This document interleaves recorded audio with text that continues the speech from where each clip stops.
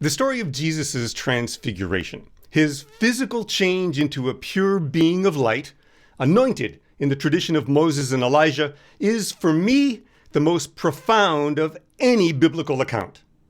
It reveals Jesus' true nature as perfectly focused, loving God energy, pointing to the whole reason we follow him, transfiguration, a complete and radical change of being.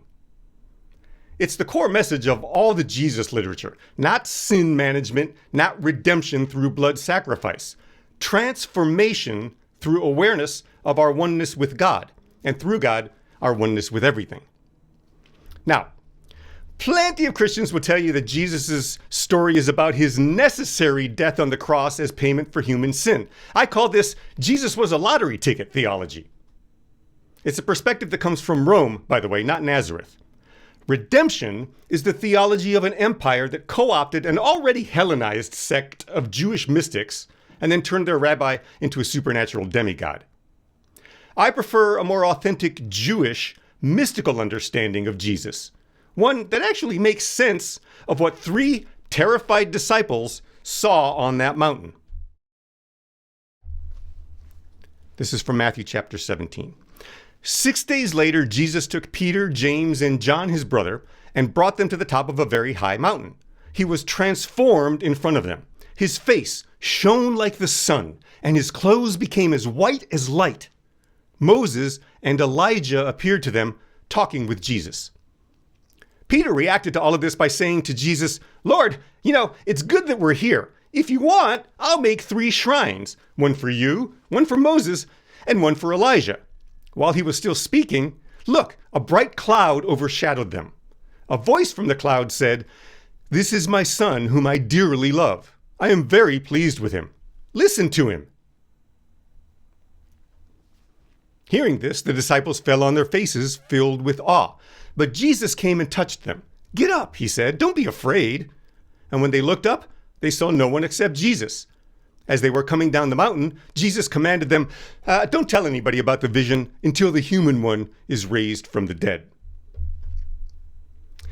Throughout the Second Testament, I read about Jesus and see a beautiful, peaceful, loving, perfectly in tune manifestation of God.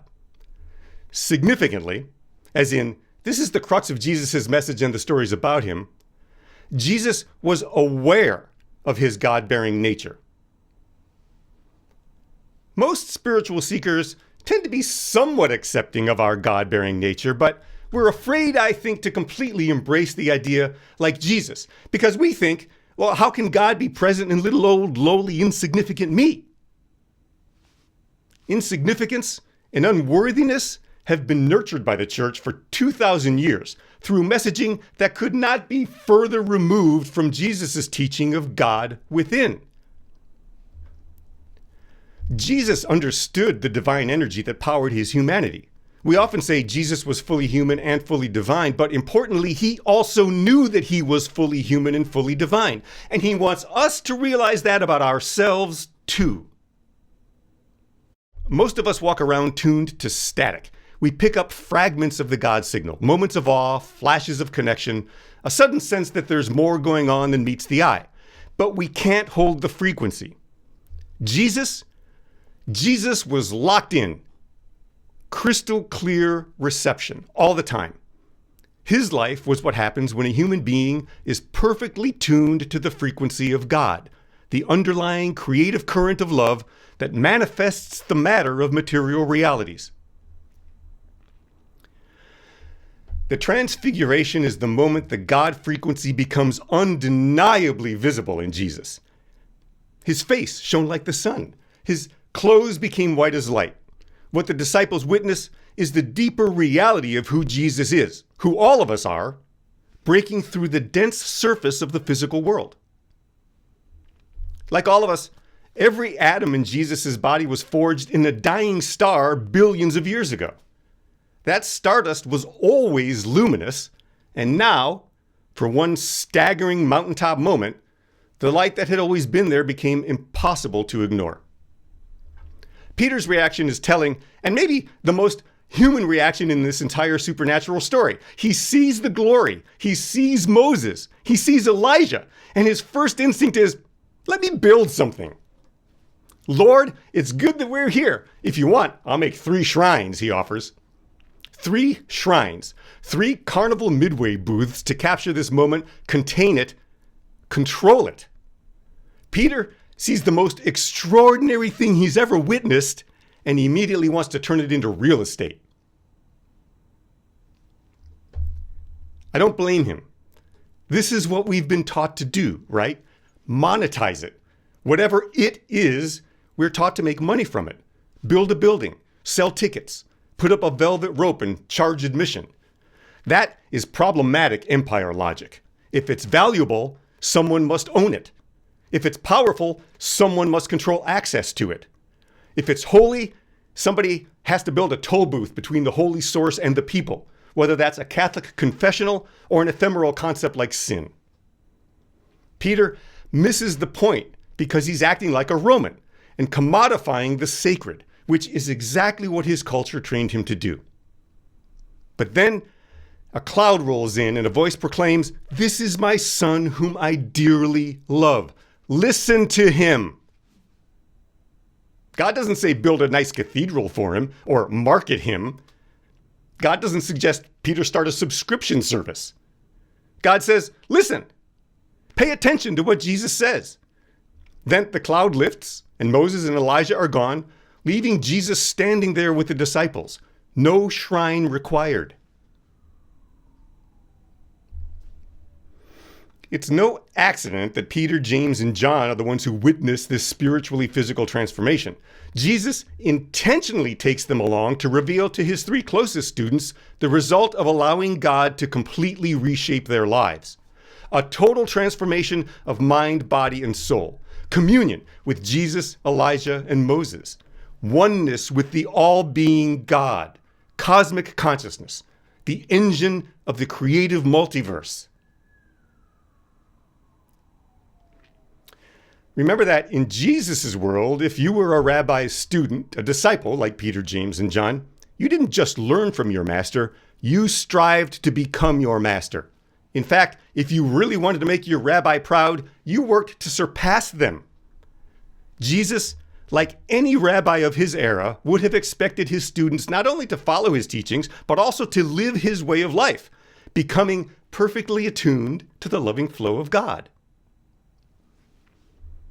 Many Christians are taught that the transfiguration is about Jesus finally proving he's the Son of God. But that's Roman theology and language. The emperor was also called Son of God. And while Jesus' followers appropriated the phrase as a political protest, I think Jesus desires much more than to be exalted as God's only Son. He wants to help bring about a total transformation of human civilization. And he knows that that begins by transforming each of us. We are not meant to worship Jesus. We're meant to transfigure into him. Importantly, after the heavenly glory, after the voice, after Peter's failed construction project, it's a good thing he was a fisherman, Jesus walks back down the mountain. He doesn't stay in the light. He doesn't set up camp in the glorious warmth of God's eternal love. He leaves, one could say paradise, and he goes back down into the mess, back to the crowds, back to the sick, back to the empire that will eventually murder him. So, the transfiguration isn't a destination, but fuel for us to do the hard work of healing a broken world. Jesus sees the fullness of who he is and then carries that understanding into a world that presumes some people matter while others don't. His culture, like ours, assumed some people deserve care while others deserve contempt. And in every era, humans are told to believe that there isn't enough to go around, so you'd better grab yours while the grabbing's good. The mountain shows us the vision. The valley is where we live it. This year, Transfiguration Sunday and Ash Wednesday are just a few days apart, which I think is a tremendous gift because in a few days we're going to begin our Lenten journey together asking a challenging question. What does it look like when transfigured people walk back down the mountain and into the empire? What do they do? How do they live? What kind of economy does a community of transfigured, transformed people create? I'm calling the series Kingdom Economics, Where There Is Enough. So our Lenten journey is both a ritual and an economic act, a declaration of allegiance to a different system, because there is enough food, enough shelter, enough care, enough worthiness, and enough love for everyone.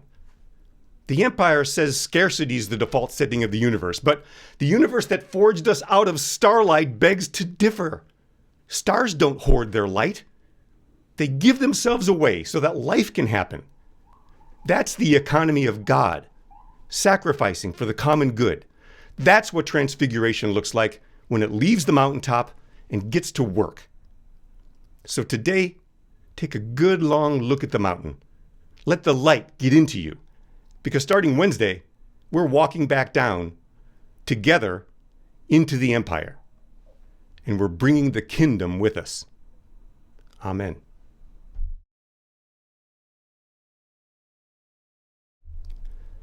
Our discussion question today is, how do you resist the not enough logic of empire in favor of self-awareness and an abundance of generosity?